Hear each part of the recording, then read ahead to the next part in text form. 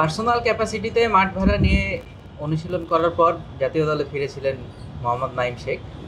কিন্তু এরপরে পারফরমেন্সটা স্বাভাবিকভাবেই মনস্ফুত হয়নি, বা তার পার্সোনাল যে এক্সপেকটেশন ছিল তেমন হয় নাই।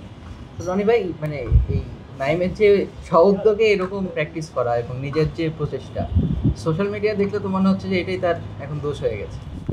হ্যাঁ, মানে সোশ্যাল মিডিয়ার ট্রায়ালটা এরকম হয়ে গেছে, ট্রায়ালই বলবো আমি। একটা প্লেয়ার ব্যক্তিগত উদ্যোগে তিনি প্র্যাকটিস করেছেন, 7,000 টাকা মাঠ ভাড়া জুবাইর রিপোর্টে করেছে এবং আরও বিভিন্ন আয়োজন ছিল।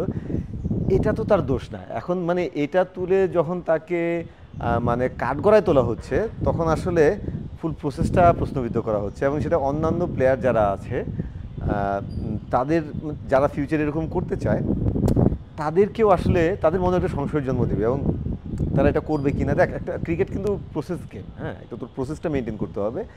আমাদের এখানে যারা পার্সোনাল ক্যাপাসিটিতে প্র্যাকটিস করতে চায় তাদের সুযোগটা খুব সীমিত, হ্যাঁ, সেই সুযোগ সুবিধা সীমিত। সেখানেও নাইম শেখ যা করেছেন, পারফর্ম করতে পারেনি, সেটা ডিফারেন্ট ইস্যু, কিন্তু তিনি চেষ্টা করেছেন।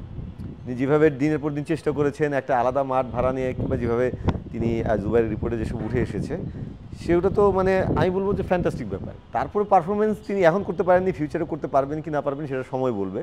হোপফুলি তিনি করবেন।